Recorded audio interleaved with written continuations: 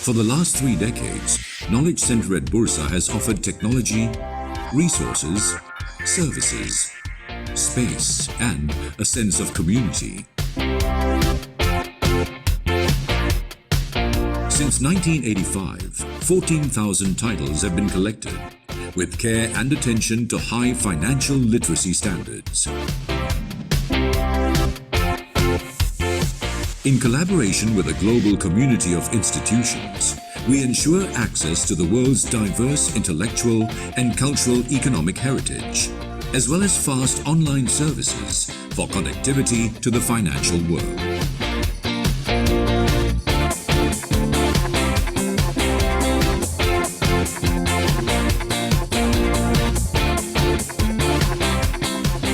Serving the Bursa Malaysia community and beyond, Knowledge Center at Bursa empowers you in your trading and investment analysis research. Financial information at my fingertips. Visit Knowledge Center at Bursa Malaysia today for the collections, for the services, for the sense of community.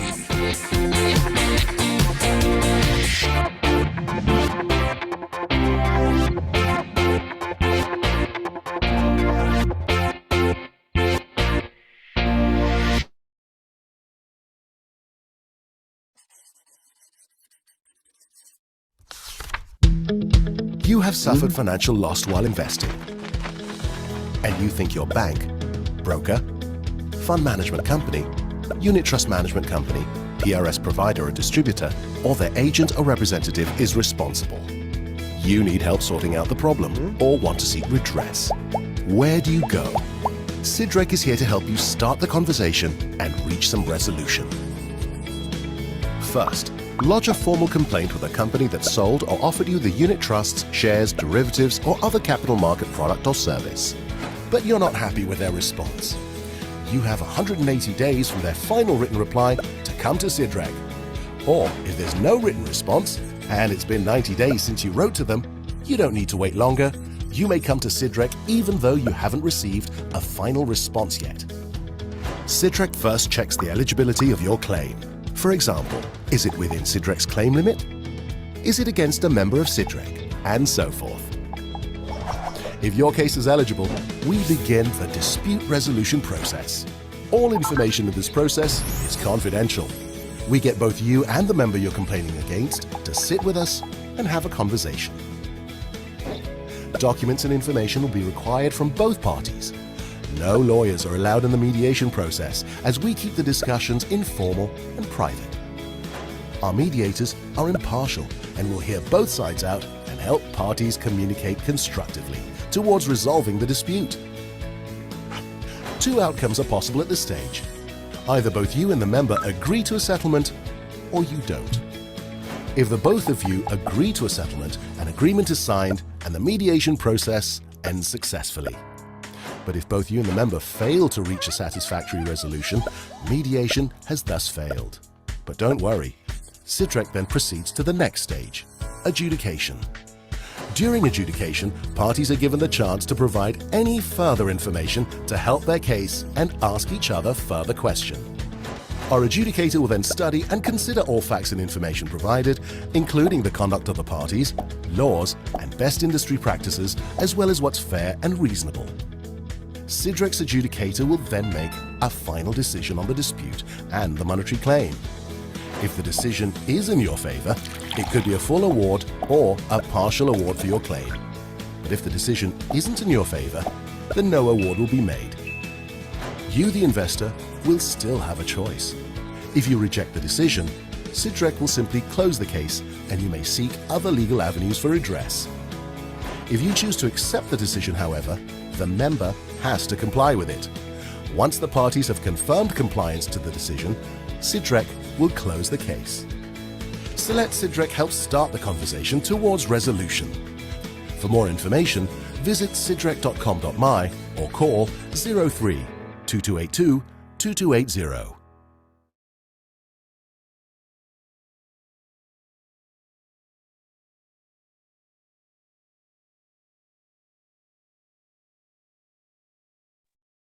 Hello, everyone.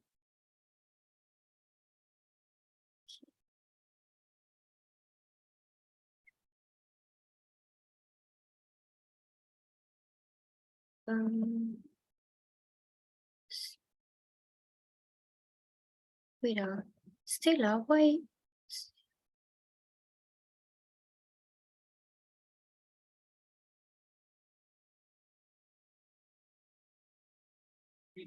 All right.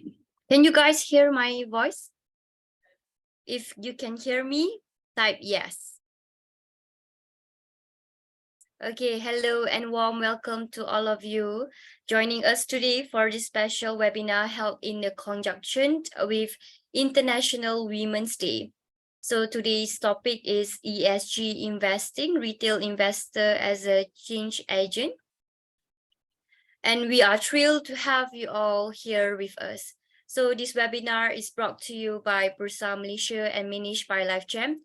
And we are honored to have Jolene Chai as our esteemed speaker for today. So my name is Shaz and I will be your moderator for this session. And we have an exciting and informative presentation plan for you. So sit back, relax, and let's delve into the world of ESG investing.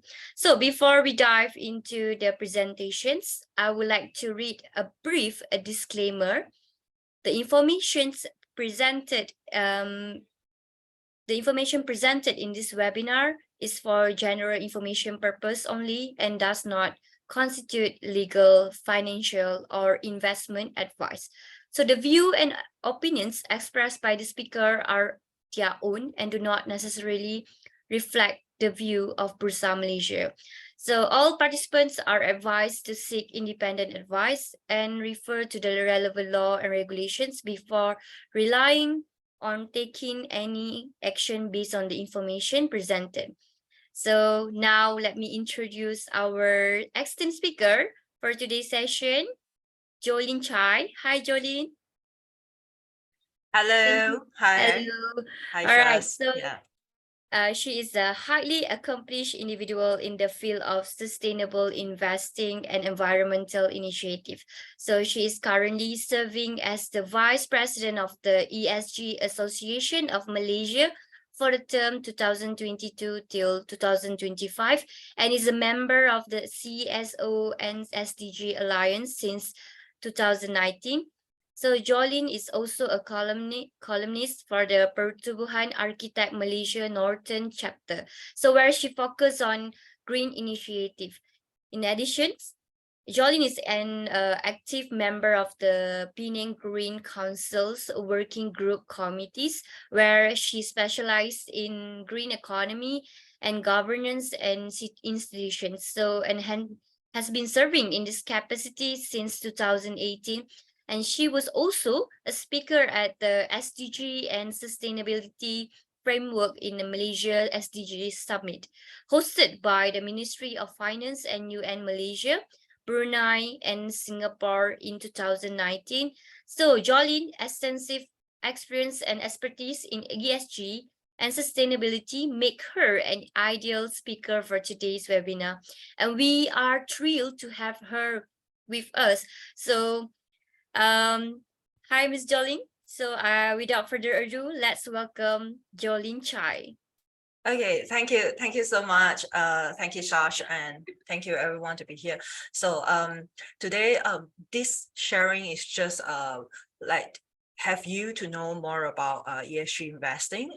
It is not as a how to say tools or investment advice. So today we just want to go through it. So I just want to know how many of you here have the knowledge about the ESG. Sorry, I will stop the slide first. So if you know about ESG, can you put 1 into the chat room so that I can see how many of you knowing? Okay, wow, it's quite a lot of people know about what is ESG. Okay, yeah, okay, good. So let me go through a little bit talking about what is ESG in the terms. Okay, so ESG actually stands for environmental, for the E, S is for the social, and G is for the governance, and is a criteria and also a framework for the company. They used to evaluate their sustainability. As we know, we always talk about sustainability, and there is so many things. We also talk about UNSDG, which later we will touch a little bit. So ESG is for the company, corporates especially, and now in public listed company, they use it to evaluate the value of their sustainability. So for this, the environment factors is actually stand quite important. As you know, we currently face the climate changes, challenges. So it examining this conservation of our natural world. So it's like more on what happened to our nature, our environment, and what we are using, whether it will be affecting our air, and also the places that we live, whether it's going to be getting hotter and hotter. This is things are being concerned.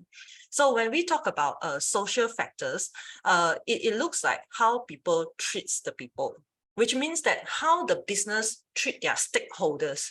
Very important, this wording, stakeholders. When we talk about stakeholders, it's not only people that is involved in the company, it's also outside the company, such as the people using your product, your customer, or even those who are affected by where your business run, how they run. So these are stakeholders. And of course, the most important thing is governance factors, which we consider how the company run the operation. Is it transparent? And is it according to whatever that is being stated out as a law? And also like what we talk about corporate governance.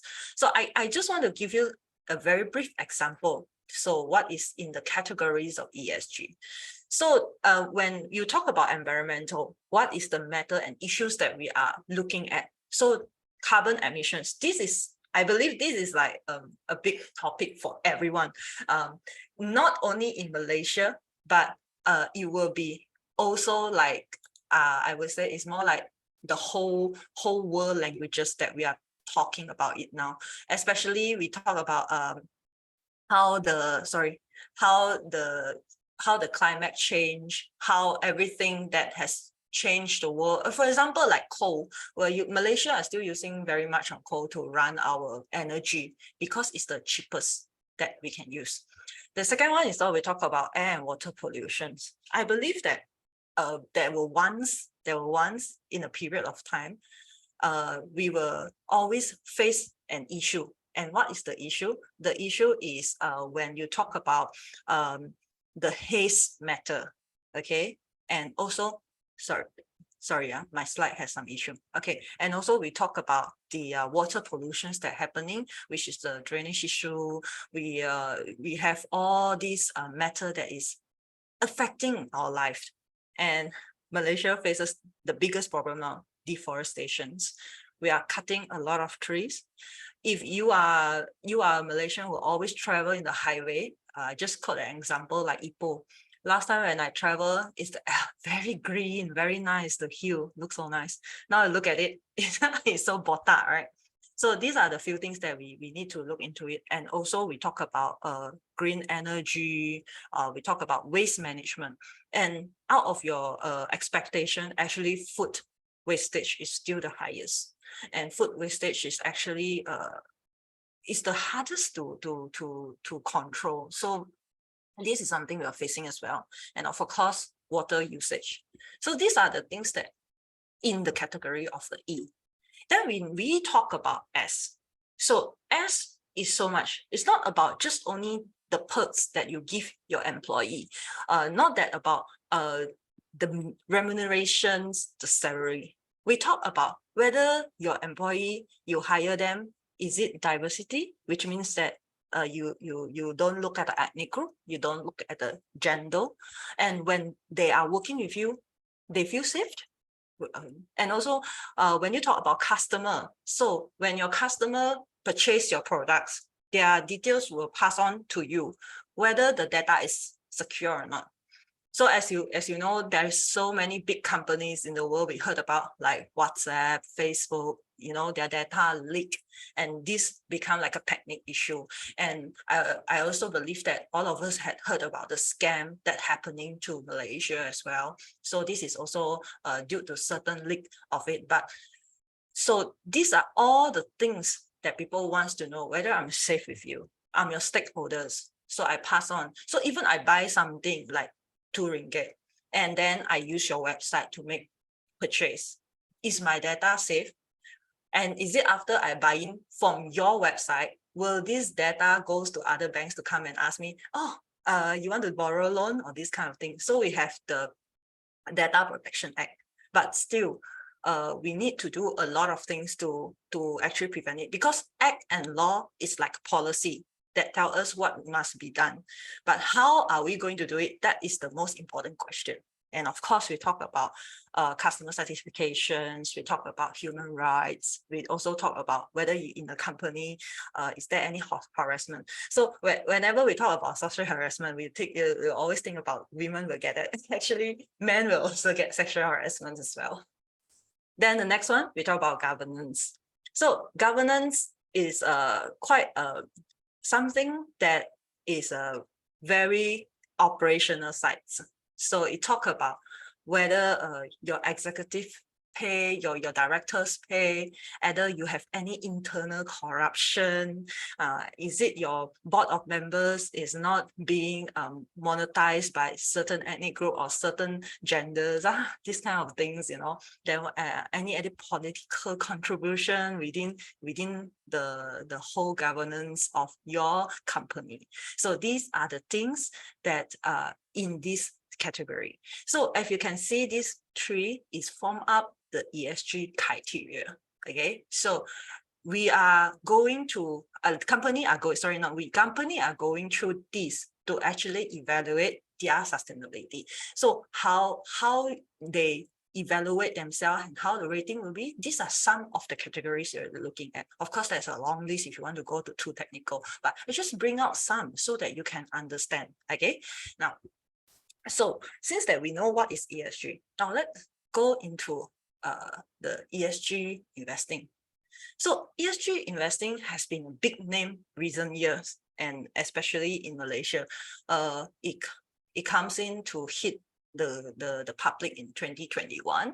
Then 2022, everybody just start, wow, what is ESG? What is ESG? And then finally now, Bursa announced in November 2022 announced that what is those proposed previously in May 2022 has come to enforcement, which means that publicly listed company, they are supposed to publish their reports. So why is it affecting us as retail investors? So you need to know a little bit, because ESG investing, they want the public to look into their business, and also they want to wish that their business can be a long-term preventions, and also they can have plans and also goals, strategy, okay, to measure their financial risk and opportunity, so that when they want to do certain decisions, okay, for their company, they can process it, they can also provide long-term value. So today, as investor, as a retail, although even retail investor or any investor, when they want to invest a company, okay, let's just put aside what we say about the terms. We also wish that we invest into a company that provide long-term value to us. Except for the financial reporting, what else we can see? What else are more transparent? Imagine if a company that always change worker, change people, then you think how it will be sustained for long term, because it will be very challenging for them as well. They need to train people and the time investment. So these are also part of the process in the social part. So if let's say compare a worker who work 10 years versus 10 months, of course, the person 10 years, they produce more value, and the company save in a lot of the time investment by training, putting in-depth training. So when the person work for 10 years, they have gradually trained themselves to become better. So it's not like 10 years you're training the same stage of people. So this is one of the example I can share to you. So that is the reason why investor wants to look into a long-term financial, and also when they want to invest. So I just show you an example, an idea. If you look at the last column on the conventional financial investing, last time we talked about fully commercial investment. It's only about dollar and cents. Then we don't think about environmental, we don't think about social, we don't even think about governance practices. That is how business started, right? Then how it goes in, if a lot of people say, oh no, I still care about the environment. But if you look back at the history of plastic, so plastic, when it started in the 1960s, wow, it's a boost. Every business loved it because it actually settled a lot of people problem. Let's fast forward for now. We are actually facing this plastic issue and all this, and it's affecting the environment. When it affecting environment, it affect the raw material, and it affect the raw material, it affect your business costing. So it still comes back to you. So when you think that it's not related to you, actually the whole cycle, it goes back to you. So when we talk about this, it will affect what? Your financial returns and income. So when you look at the column on the second one, when you talk about sustainable and responsible investing, okay, when you talk about this, we want to know what we can do to enhance for long term. So we use the ESG factors. Remember just now we share some of the criteria. So these factors, it's help you to analyze the risk. Then you understand and identify the growth opportunity.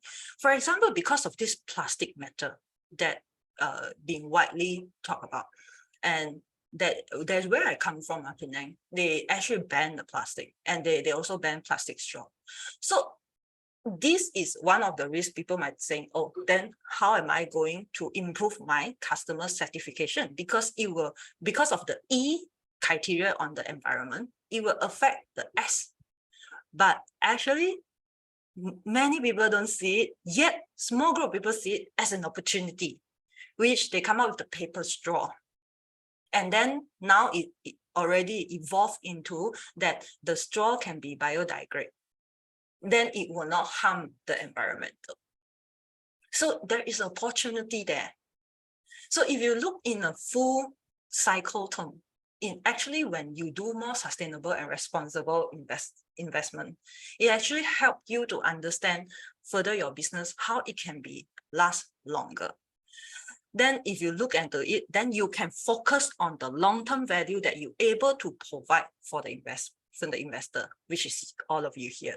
Because when you invest in a company, even you are just paying 1,000 to buy the share, you are still investing. You are still looking forward for capitalism, you're looking forward for earnings, okay? So whether it is in bonus or it is in dividends, you still wish that the company do well. So that is why it's actually affecting. Then you look at the social impact investing. When we talk about social, we have talked about environment. So we come back in the social. So we share a little bit just now where how talents can also affect the company performance. Be it you put somebody that is not suitable in that position, how would you think that the company will run?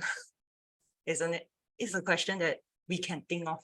So putting the right person, giving the right remuneration, or the suitable, I would say, not to say right, is always also part of the metrics and the methodology when it comes to analyzing this.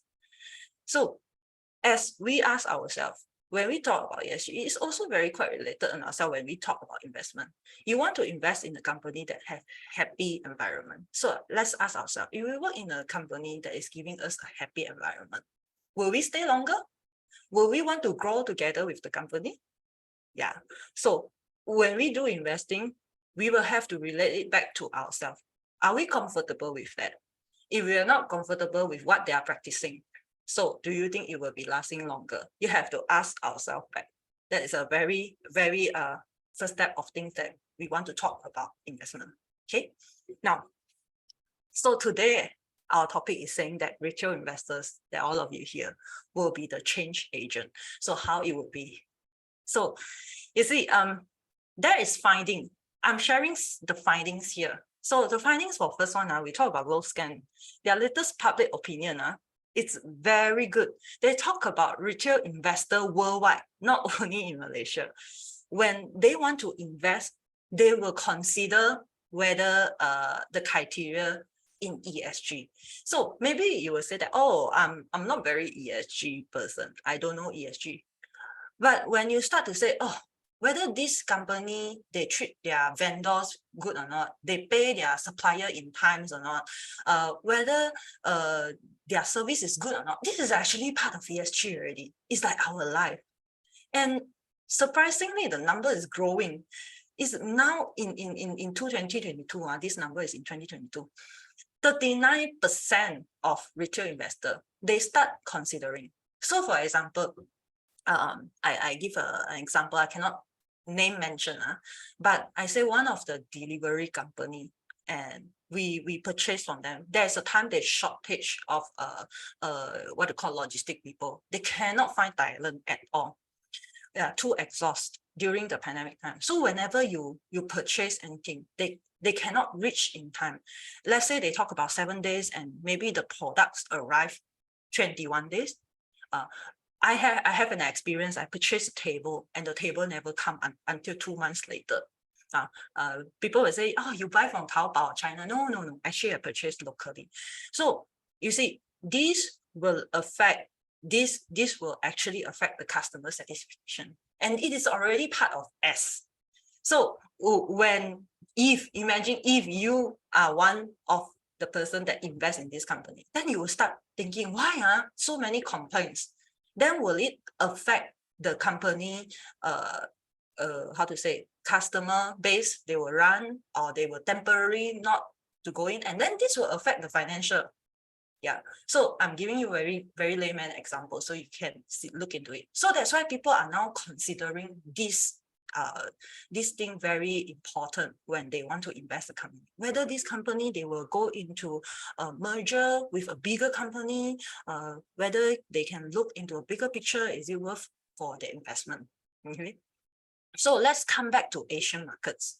Now, these three countries, especially China, Thailand, and Vietnam, they are actually they are likely to have bought also the share because of company social environmental responsible approach. This one according to Globe scans. But I also study a little bit on their their reports, and especially in China, they talk about very much on how their people is being treated. And you can see that those they work in their firm, they, especially in the public listed company, you can look at how they really work very hard for a betterment in their products, services. So what is the reason people stay? That is the thing that we need to look into it. So these Asian markets, actually Asia now, is actually quite looking into this kind of responsibility, especially when it comes to social and environmental, because it's affecting our life. And let's come back to a little bit to Malaysia. So from Standard Chartered, they actually do the what they call survey, and they have actually share that Malaysian retail investor, they have the potential, because retail investor may look small, but when there is a lot, when the numbers comes up, it actually affecting a lot. So if you can see, this is like an estimate, US dollar 35 billion. So when we talk about this, it is actually very much the younger generation, particularly. They are the upcoming investors. So when they put their money into it, they want this particular part of their money can help in the part of ESG priorities. And as we know that you also want to concern about it. So you want to put in your money that you don't want to face too much of risk. Okay, this is understandable. So we want to see, is the company that we are putting the money in, whether they are being transparent, whether they're taking care about our environment. Our environment is not only about the company, about us. Imagine if everybody just don't care, plastic is still go on, what will happen? If the global warming keep on going up, so what will happen to all of us? Now, and I can say proudly as Malaysian, we have the highest potential, one of the highest potential to growth in sustainable investing, because we are a lot of significant populations. We have a growth in our populations, and also we have a rising domestic wealth as well.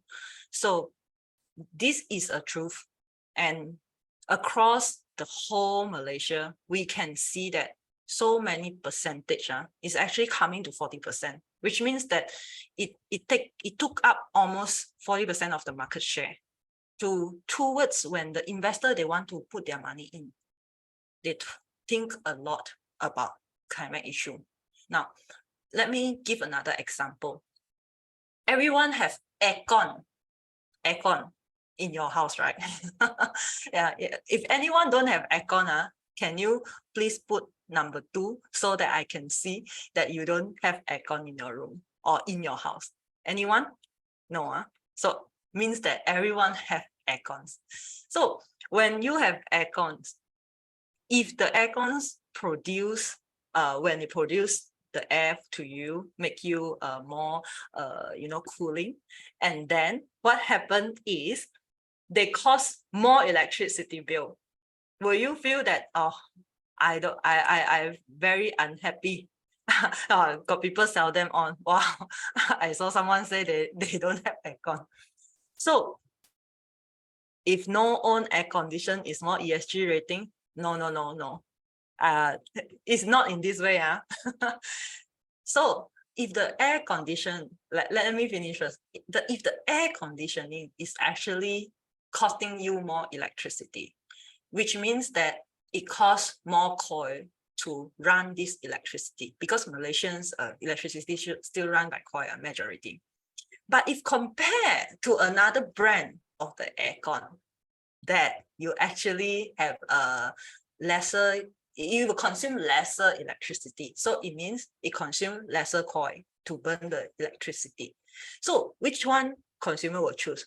First of all, come to dollar and cents. Of course, I choose the one with lesser electricity. This is very common thinking, am I right?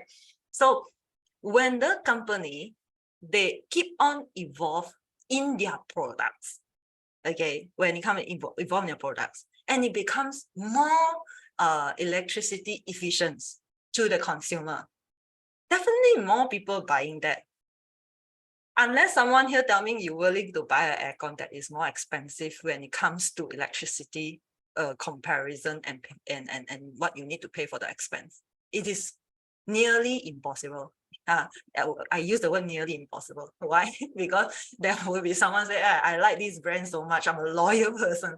Yeah. So all of us know that we will be buying things like that. So when you buy, you are actually contributing to their financial dollars and cents again. When you talk about dollar and cents, let's say if both of these company for the aircon, they are actually one of the public listed company as well. Then whose share market will be more better? The one that more people buy or the one that less people buy? This question you can ask yourself. So the one have more consumers branding and also more effective, more efficient, and taking care more of the environment.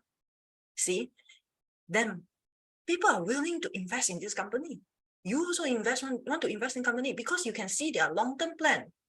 And probably in future, their long-term plan is they can actually cut down more CO2 compared to what they are producing now. So this small little change, it affects the whole ecosystem, and it affects how investors react. And also when it affects on this, it will actually affect on the share market if they are publicly listed company. Yeah. So That is the reason why when we talk about ESG investing, why you read about this, it is because if you do not look at it, then you may miss out the chance, because a lot of company, they have good idea and it can help to reduce. What I'm saying now is more on climate action. They can help to reduce the climate, especially climate warming, the global warming thing. So these are the companies that are looking for long term. But if you don't see them, you miss out. Then you may miss the chance to be one of the pioneer to earning through this new era.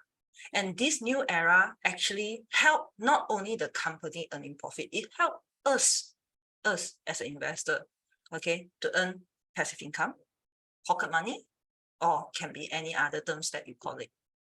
But what I'm trying to say is the business activities has to be a bigger picture that benefit the stakeholder in the criteria in E and S and G. Okay. Now, let's move on. So what I say just now, I give you some percentage that this is all from the BNP. You see, investor, they want to look into a company that can improve first long-term return. Again, come back to dollar and cents. We want to actually go to the company that able to help us to grow our wealth in a way. So this is 52% people are looking.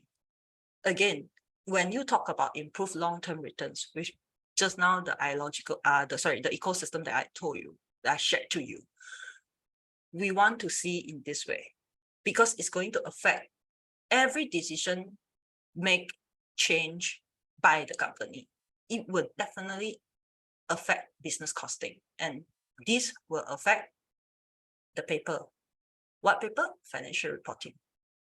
Then of course we want to use the brand image and reputation. If there is one product have such bad image and reputation, I believe that they are in a crisis. In crisis of what? Making their image better, improving. So when people wants to buy, they want to buy with the brand that have good reputation, not necessarily luxury, but good reputation. Such as those brands, they are not they are animal free. They don't use the animal skin. Yeah. So this is also part of people looking. Of course, the third one you can see, we don't want to have too much of investment risk. And then also people looking on disclosure demands, which means that they want to see how they are going to disclose their information, and also some external stakeholder requirement. So, etc., etc. As you can see, attraction of new talent. So all of this is, if you separate out, they are already part of the E, S, and G.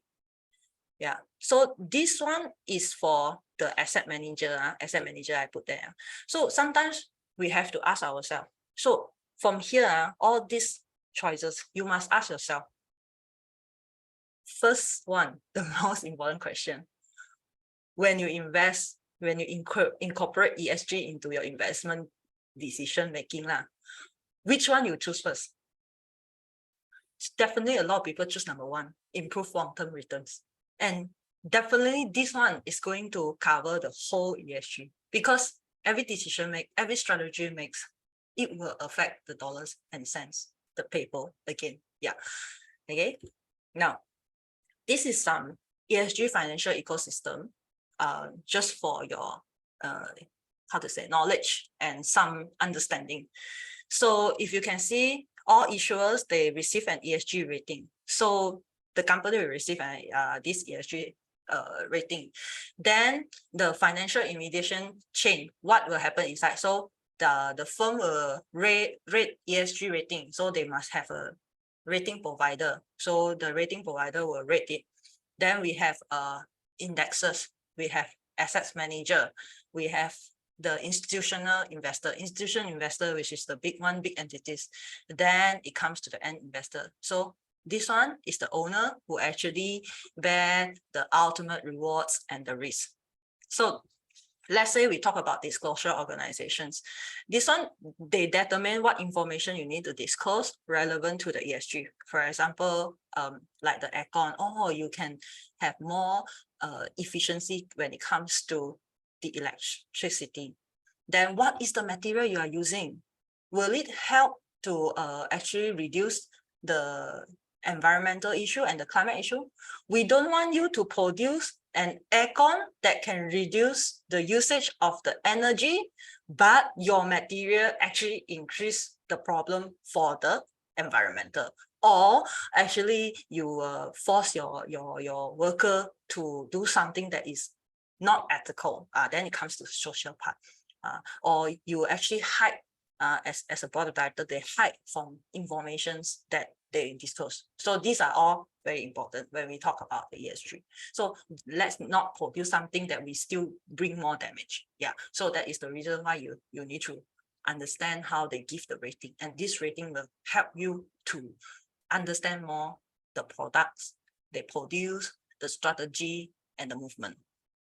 So when we talk about rules and requirements, then whether this organization included those that they in the ACE market, whether they did self-monitor or not, they have internal audit or not, and they have external audit to actually take care of this part. Then the last one we talk about ethical standard. Ethical standard, I talk about United Nations, because United Nations, they have this what you call 10 principle from the UNGC, the Global Compact. They talk about company, whether they don't practice child labor, they don't practice bribery, so they are anti-bribery, they are not corruption, all this. So it will help to actually know that whether the governance sides as the board of directors, are they transparent? Okay, this is for your knowledge, how the financial ecosystem. Now, this one, ESG rating and indexes. Before we actually open this up, actually, I have those people, they are asking some question about this ESG rating as well. So let's go through very mildly, because today we want to just understand it. So the critical way is using this information. So just now we share all the information just now. Then how they get the rating. So this rating, they will convert into index, and then they will show you how the company fundamental transformation from, then they will tell you what is the product. Okay, so they do this ESG part, and then what is their rating, what is their indexes, so that it can show you how their products make a transformation. Then you can make a decision. Like, okay, go back to the aircon. So we know that A brand aircon, it can produce better electricity efficiency. Now, on this part, you also want to know whether the products, from start raw material until the end they produce this, whether they are having this ESG practice. So they will disclose, they will get the ratings, and you can see the transformation. Then you make the decision whether you want to invest. Of course, in the world, there are so wide range of rating practices, and we want to say that how the metrics works in this, they always focus on the materiality.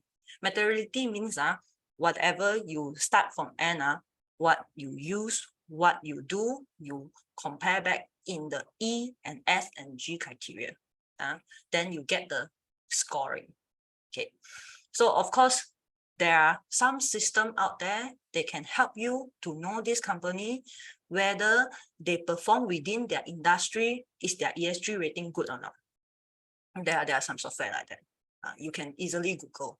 So let's say, for example, in property field, we want to invest in certain property. Then we check in this company. Okay, so they will show you, oh, this is the average rating in this industry.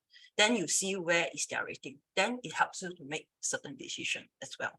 Okay, so rating helps you to further grow your investing, ESG investing through funds. Okay, so funds, it can be mutual funds, can be other funds as well. And of course, now we're talking about stock. Okay, so a lot of people can do this data, like Bloomberg, Morningstar. These are people that are actually more focusing. So I'm showing you the pillar, how they use the resources. Like Bloomberg, they are very Bloomberg Financial, they are looking into a lot of things. As you can see, when they assess a company, they talk about carbon emissions, they talk about climate change effect, pollution, water disposal, even renewable energy, they also look into it. Okay, so if you look at these three different things, one thing is the same when it comes to environment. It's all talking about pollution, waste, and emission, three things. So these three things is very important because it is happening in our world. Then when you talk about rating for social, people are looking on what? They are looking on human rights, stakeholder opportunity. And they, of course, Bloomberg, again, they look into diversity as well. Then again, when you come to governance, you cannot run away is how your management react, how your board of director reacts. So if you see in Thomson, they talk about management. MSCI, they talk about corporate behavior. And then in the Bloomberg, they also talk about the board of directors, the shareholders' rights, the executive compensation. We don't want to overpay someone. Let's say, for example, they sit in the board. Are they getting overpaid? And then they don't care about the financial status? Then as a retail investor, it will definitely affect you. Okay, so these are some of the criteria that will go into the major index providers, which help you to see the ratings. So just now what we share, it actually affect the rating. Of course, different rating methodology, they have different way, and also their level of transparency will be decide in what type of qualitative judgment they do. So it's like which type of what you call rating you're using. So in Malaysia, we're using FTSE for good. Okay, so I just want you to understand that no matter which provider you go, they have different aspects, but the aspect still comes down to E, S, and G as a supporting elements. So let's go back here. You see, three different providers provide three different indexes, yet you can still see the similarity in there. So the rating will not run away too far because all of us know what we are looking at. It's just that some, they go into very details to tell you what is the indexes they look into it. Okay. Now, these are some of the framework which when in future, when you want to invest in a company, you will start seeing all these numbers. So at least you will know that, oh, this short form is actually part of the framework. Like, okay, number 2, I'm using a TCFD. Okay, this one is for climate change. This task force is open up for climate change that will affect the financial institution. So it is more on the E part. Okay, like the last one, if you can see GRI, a lot of people using, because GRI, they can help in more in social and also sometimes governance. And also, as you can see, SASB. So these are like you can see downstairs, TCFD is a task force on climate related financial disclosure. So how they disclose their thing that is related to climate. So GRI is Global Reporting Initiative. Actually, these frameworks helps this company to do their ESG guide. So when you are a retail investor, when you are investing, you want to know how the company work in E, S, and G. So these are some of the framework you can Google through. You no need to go into depth because you are not the one that are going to do the materiality, but you must know a little bit so that you know how the framework works, and then it will help you to have better judgment when it comes to investment decision making. Okay. So like I say, sometimes reporting metrics, they will actually have different stakeholders, but we wanted to call for more standardized reporting guideline. Although now Malaysia moving into this ESG, we are still very baby steps. but it is a good thing. Like Neil Armstrong say, one step from here is a big step from the human races. So one big step from our government policies and also this economic policies is a big step for us. So it would help us to look in a big way. So currently, many public listed, they are compiling their own ESG reporting guideline, because in the sustainability reporting guideline issued by BUSA since 2015. Actually, they have version 1, 2015, 2017, you have version 2, and then now 2023, you have the version 3. So all these you can download from the BUSA website. You can see that what is the criteria they needed to do.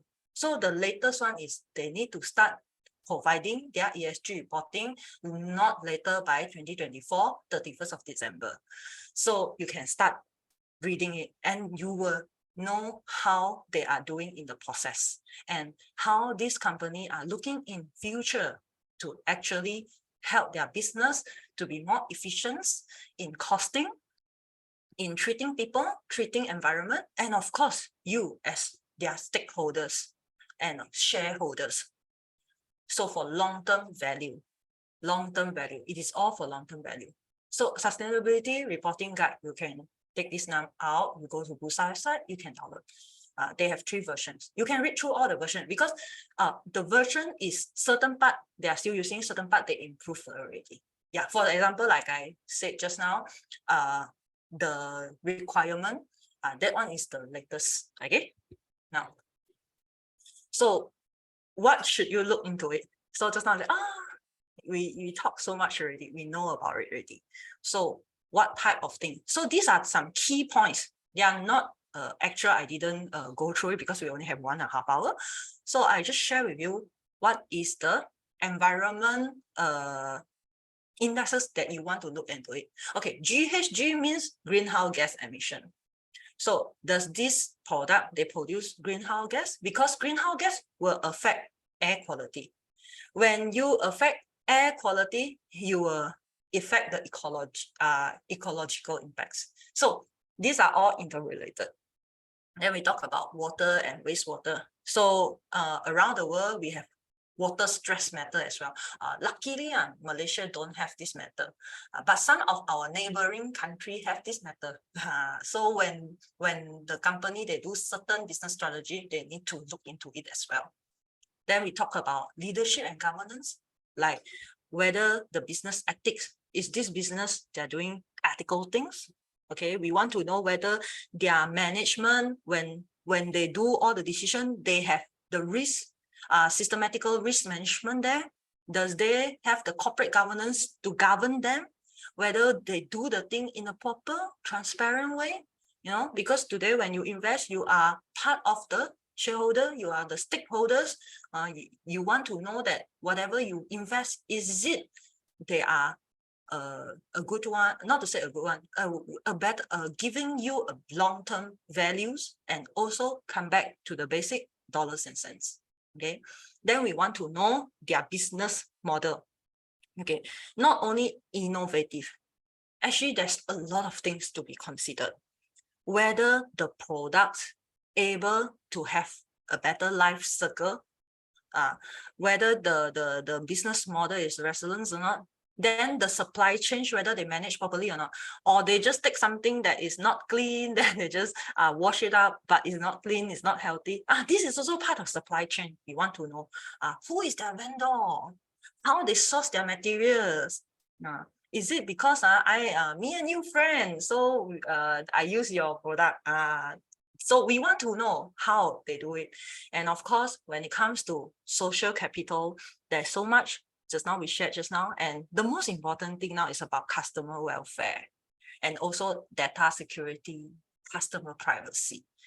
None of us here, including myself, happy that if my phone number or my address being leaked out so easily. But this is part that we need to do improvement of it. Yeah. And we talk about human capital, it's also about human talent. So whether this company, when they practice, they use child labor or not, one of the questions, or when they use foreign worker, did they treat the foreign worker fairly? or they retain their passport. We know a lot of issue about retaining the passport. Of course, we understand that sometimes we are afraid of the risk. The company may afraid of the risk that these foreign workers will run away. But let's ask ourselves, what can we do better in this?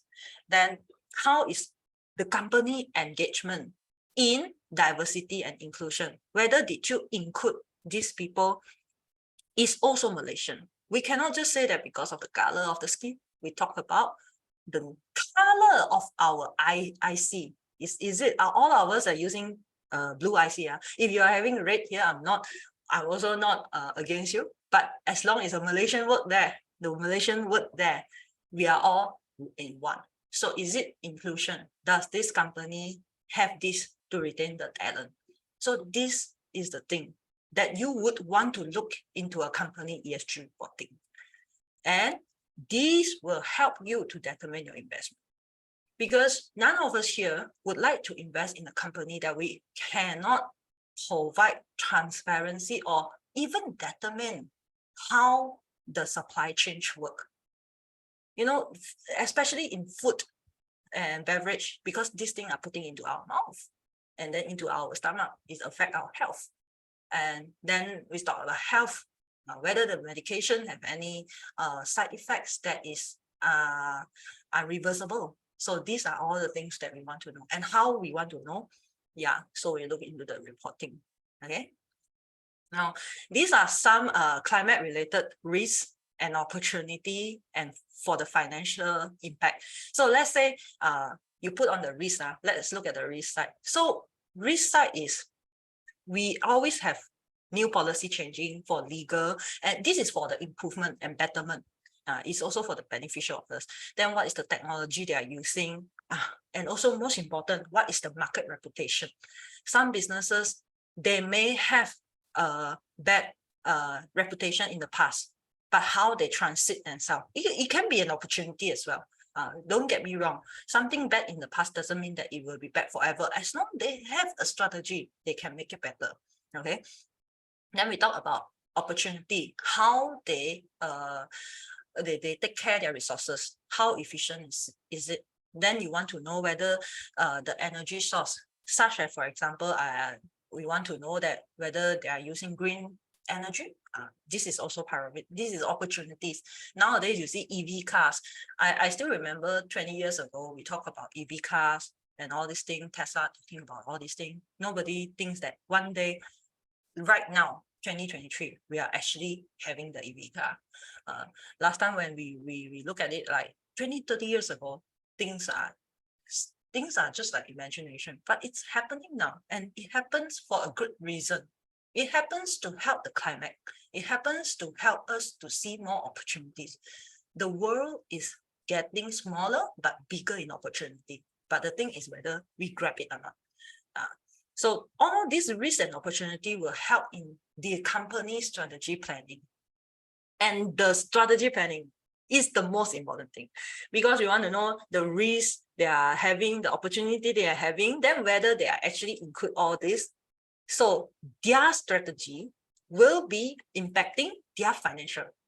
Then what type of financial impact? We talk about their cash flow statement, their balance sheet, their revenues, their assets and liabilities. And also we want to know that as an investor, when we invest into it, what is their forecast and how their forecast can be done. So their forecast is not just the numbers that they put in on the paper. They have related with their strategy through ESG. So ESG reporting show you a bigger picture and also more transparency.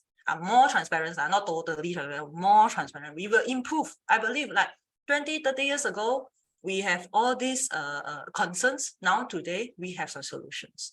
So these will help all the investors. How can they put in their money? So included us, how are we going to put in the money? So whether their strategy works in the way that we can see, not just forecast projected this number. We have the strategy to forecast. So if a company tell you, okay, I will grow next year or next 5 years, 20% gradually.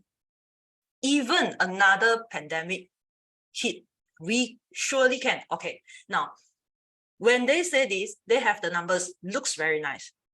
So how do they determine the numbers? So they have this strategy planning, they have this ESG material assessment. They show you, okay, look, this is what we have, what we are doing now. It's not just merely a testimonial. Everyone can write a testimonial.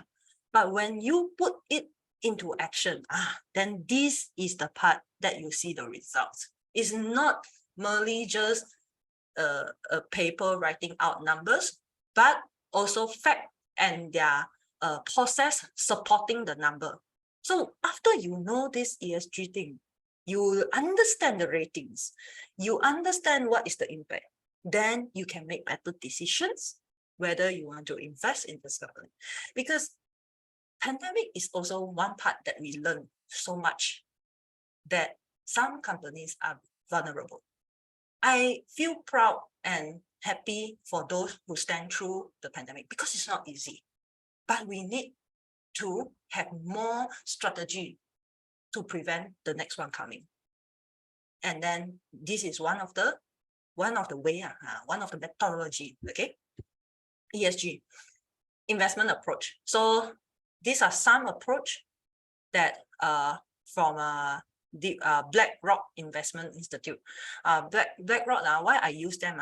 Because they are very big, and they in the world, they are doing the property management, property, not only management, property, merger, acquisition, everything. So we used to see what is their objective, their key consideration, and their examples. So I want to focus on the second column, ESG rebalancing.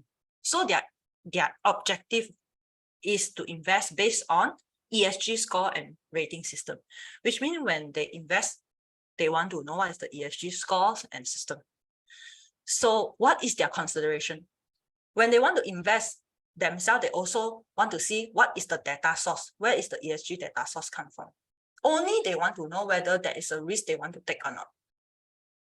From here, they can improve and optimize. Optimize means improve the ESG benchmark, so that when they do strategies for their investment in properties, they can do a better decision making, long-term return, long-term value, and also better return for the investor. So this is where I come from, that I want to share just now what we have spoken. And also, if you look at the last column, impact, you see the target specific non-financial outcome along with the financial returns, which means that they want to know that whatever they do, okay, when you're talking about dollar and cents, it's about the costing. But environmental is a non-financial outcome. You cannot use dollar and cents to calculate, oh, this emission comes out so much, impacts so much, how much it impacts my business. Not yet, you cannot. But these are affecting the company to get more raw material.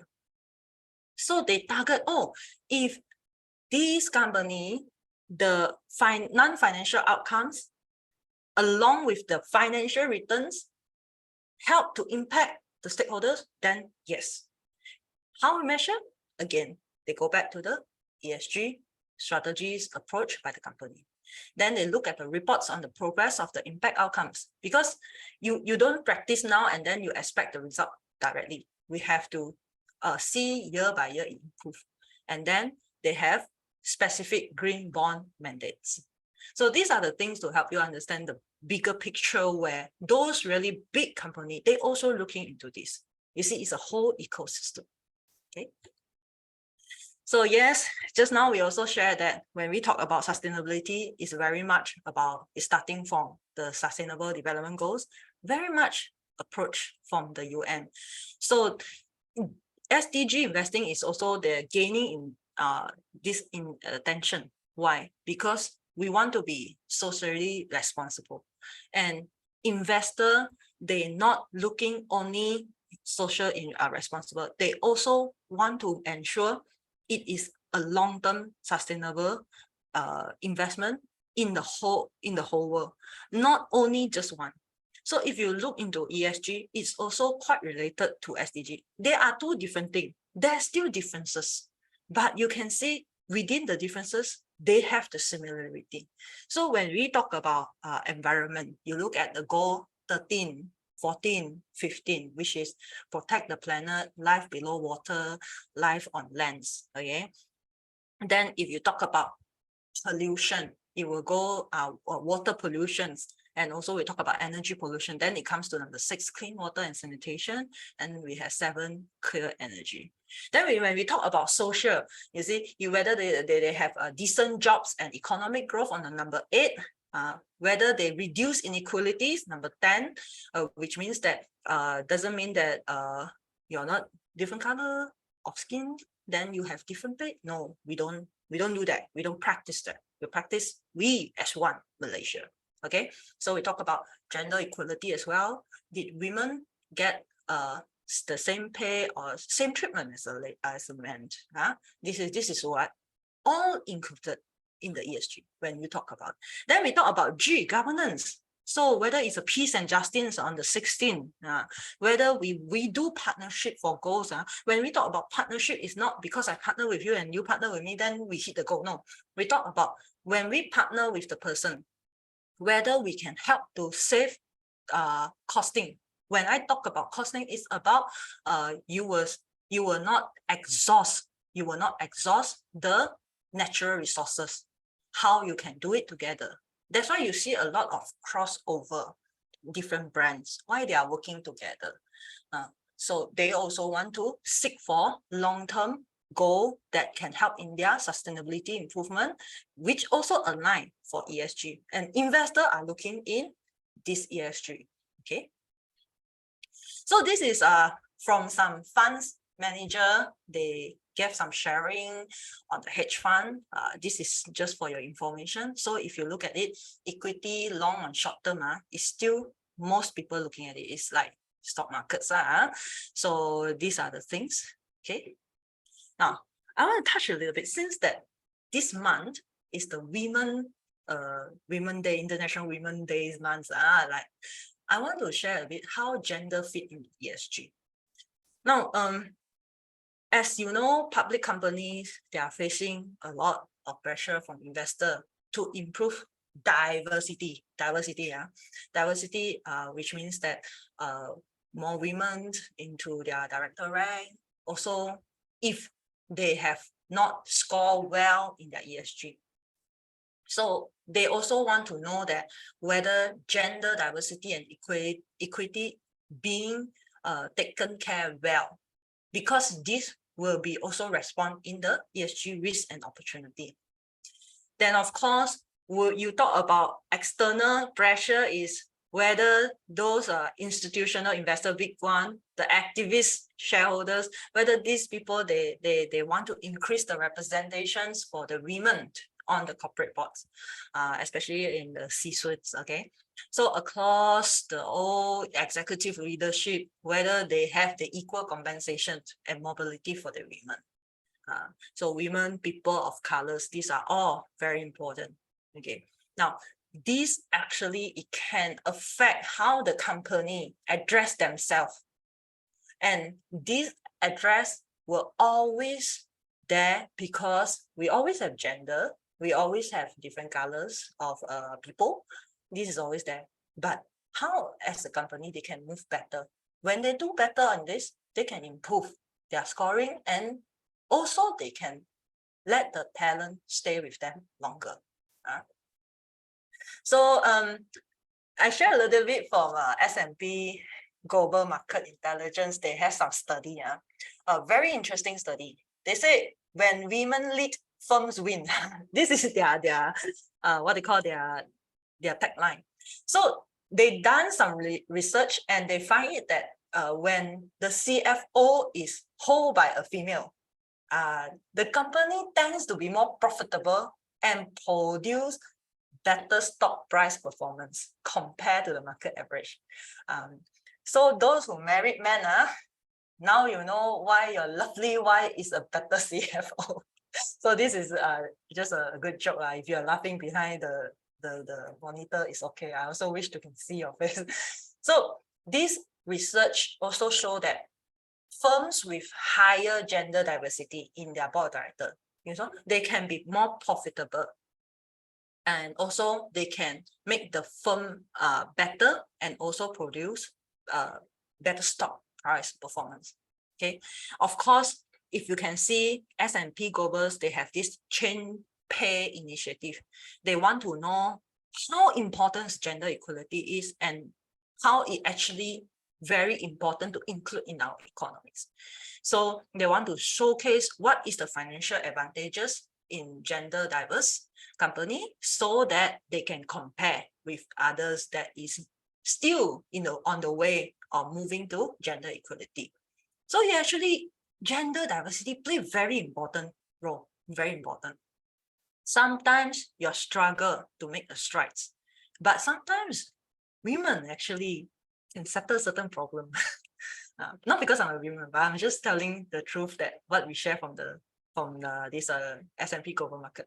So now the issue is we want to gain the momentum, but of course, in the end of the day, we still need to take time to close the gap. So you can listen some of the podcasts in S&P Global, very good. They talk about women and also gender gaps that actually help in company performance. So it helps investor to making better decision when it comes to investing. So now I'll come back to you. All of you here, your investment actually make an impact.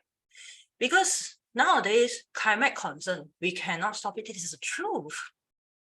It is something that we need to look into it. So you see how meaningful you are if you invest in green bonds, you invest in company practicing ESG, because you know that they will continue, and you investing in them actually making impact, making assurance, not to say assurance, affirmation, yes, the correct word, affirmation that they are doing the right track. They just have to go on and have better strategy and move on. Of course, I want to quote Vena Mehta. She is the founder of BYSE. It's a green asset investing apps. They focus on retail investor.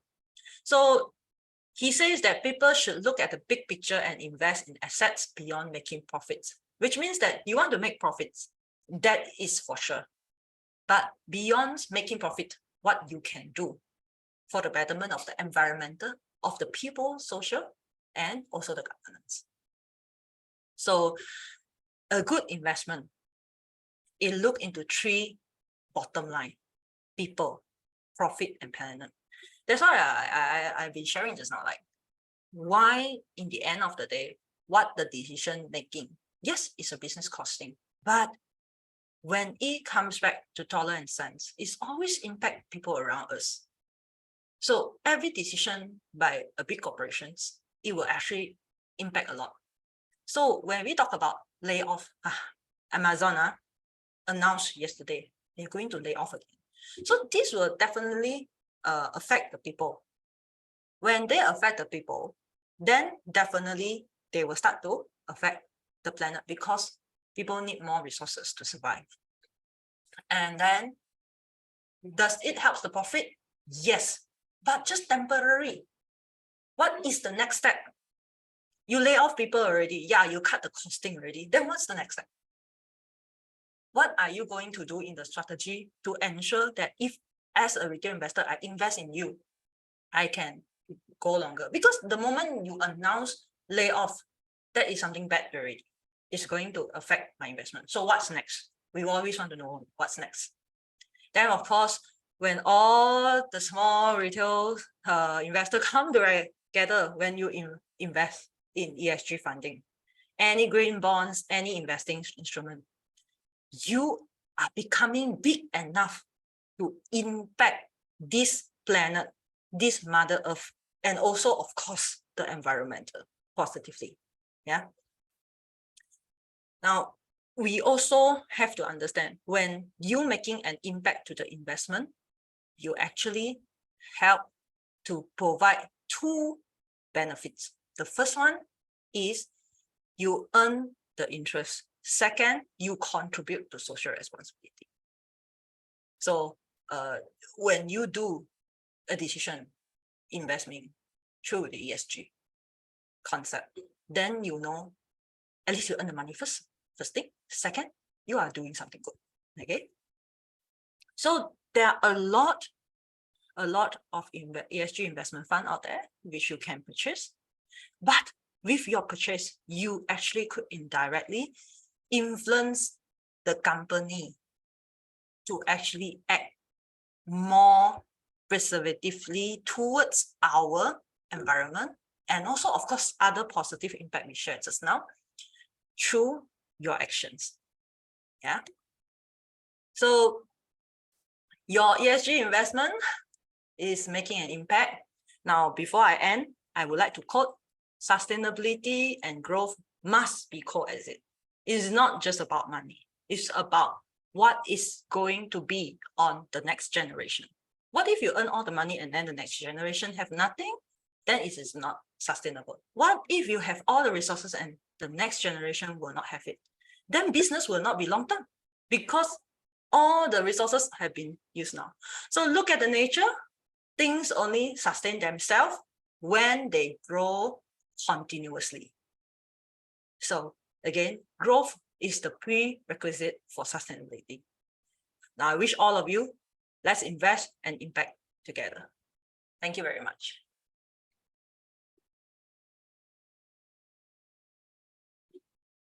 All Shash, right, I thank you shall so pass. much. Yeah, All I right, shall pass thank this you to so you. much, Yeah. Jolene, for the invaluable explanation and also knowledge sharing session. So I would like to thank you all for joining us today for our webinar on is it ESG investing. So we hope that you found the information and insight shared by our speaker to be valuable and informative. As we come to the end of our session, so I would like to open the floor for any question that you may have. What you need to do is that you need to type your questions in full sentence on Q&A box. So I will read in the meantime.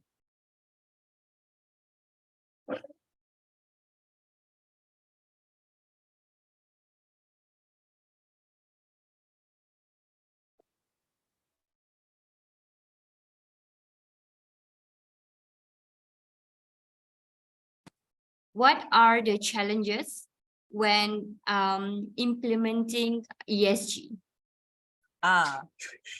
This is a very good question. What is the challenges?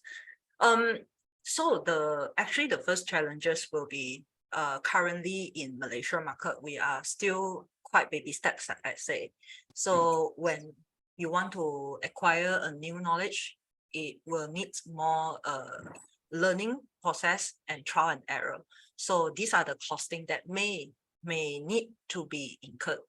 And also second is the behavior. You must understand now most of the people, when they invest, they actually talking about dollars and cents. But what is the long term? When we want them to look into a big picture, it is also one of the challenging because you are changing the behavior. So this is some of the informations that you may need to look into when it comes to the challenge. Yeah. All right, for the second questions. So when the company implementing ESG, is the company incurring more costs, which will making their business less profitable? I get this question very often. So they will say, oh, I have to invest so much to do this. Now, let's look into, before I answering this question, let's look into inventing car. Cars nowadays, cars are one of the things that we always use. When the first automobile happens in the mid of the 18,000s, we understand that it is very much a lot of money has been invested. So it's very expensive to own an automobile. That time they don't even call a car, called automobile. And it don't even cover you. They just have a motor behind, and then you just step on it and you move on. But along the way, because of the first initial investment, which is considered huge, and along the way, it improved and it evolved. And now cars are no longer selling at a high price. Okay, there are still 1 million plus cars, but when we talk about necessity, the cars you can purchase in a lower pricing compared to those initial when you are investing. So it's the same. When you do ESG, you comply ESG for the company. At first, yes, there is an initial investment, but for long term, you know the strategy. After you collecting your data, you understand more better of yourself, then you can do a better strategy making, and you also can help to understand what is the long-term sustainability plan that able to provide financial return, long-term value financial return. So yes and no. Yes is because initially, of course, everything when you started, it has some investment, but for long term, it's a very good it's a good cost efficiency. Yeah. All right, for the third question, how ESG investing can create a long-term value for investor? I think I did answer just now a little bit. Okay, but let's look into the criteria again. So the one that I would actually put in the question is number one is environmental. I want to talk about this is because natural, our nature, Mother Nature is very important. I always believe in that. So let's say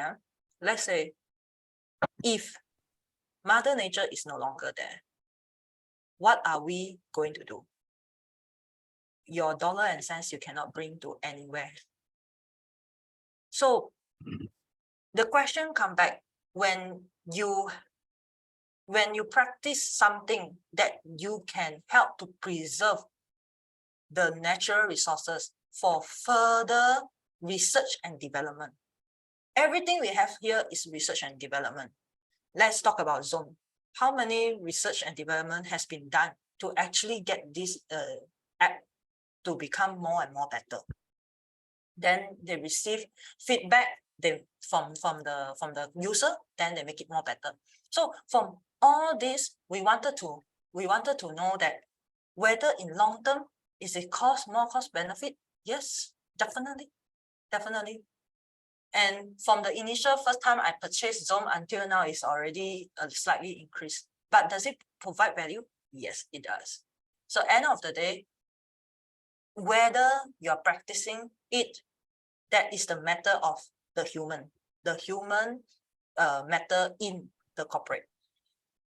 Many companies in the West, if you can see that they practice, you can study as well. Like just now I use BlackRock's. Why?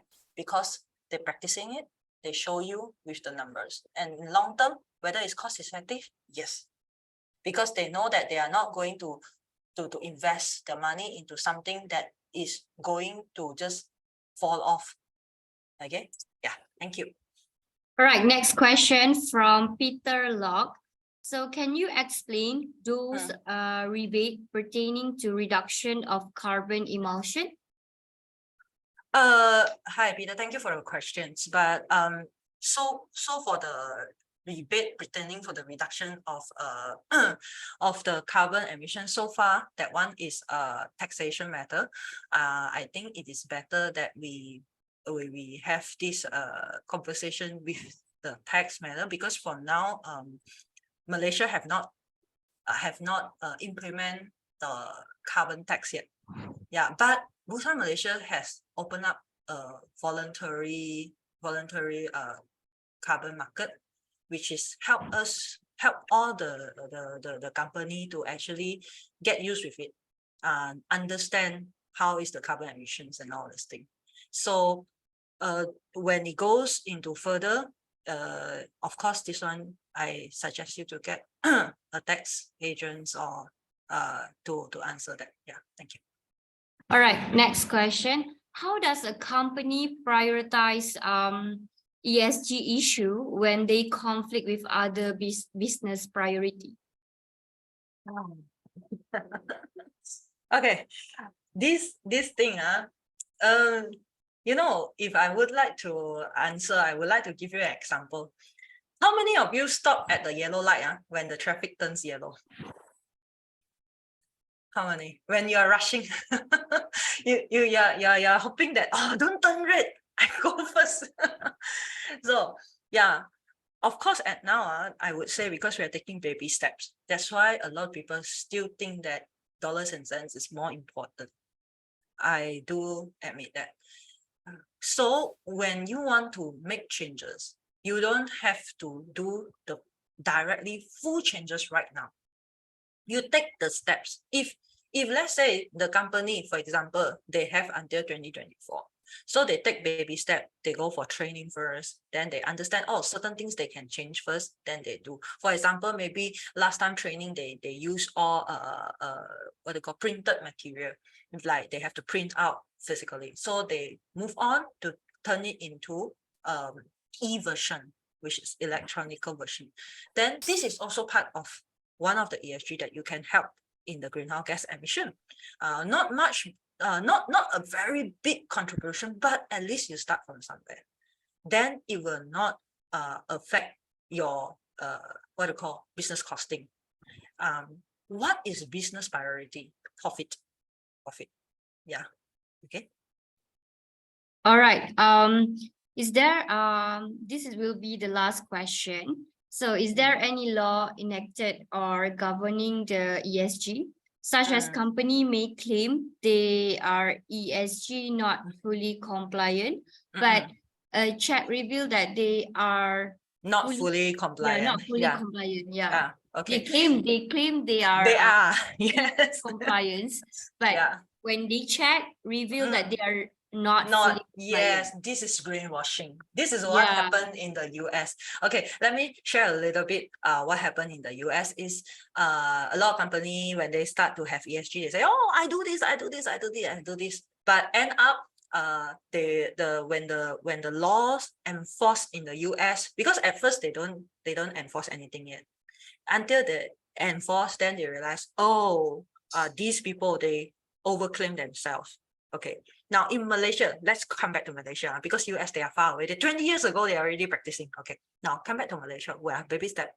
So what happened now in Bursa is we have the standards, which we just now I shared, FTSE for goods. So this one will help you to understand the scoring. So these people that are doing scoring.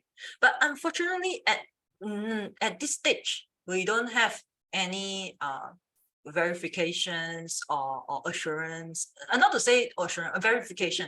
Unlike audit report, okay, when the auditor said true and fair view, yes, it is a law compliance. Then we go and check whether it's true or fair view. Then we take the auditor into account if there is anything wrong, of course, including the board of directors. But unfortunately for now, Malaysia, they still don't have yet. So Bursa Malaysia started that they need to provide the reports. So you can start first, you can start reading the report, I think by next year. Or I'm not sure this year anybody will submit so fast, but next year you can start having a look at it.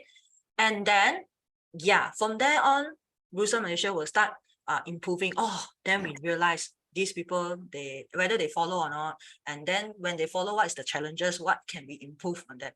So for those not fully compliant, yeah, you may run away from one time, but when the whole system come in telling you we have this standard and all this thing, and to do due diligence check on you, that is where you have to answer. So for now, unfortunately, Malaysia, we're still in a baby step, but I am very confident we are moving on the path. For now, we are still at the stage that I would say trial and error. Yeah, so let's wait for next year. You can read the report. If anyone submit by this year, that will be more better. Yeah, because it just started, it's just announced that in November 2022. Like now it's like 4 months down the road. So I believe that a lot of public listed companies, they are also wanting to comply. Yeah, thank you. I hope I answered the question. Yeah. All right, so thank you so much, Ms. Jolene. So I would like to express again my gratitude to our speaker today for sharing her knowledge and answering the question posed by the audience. So if you guys would like to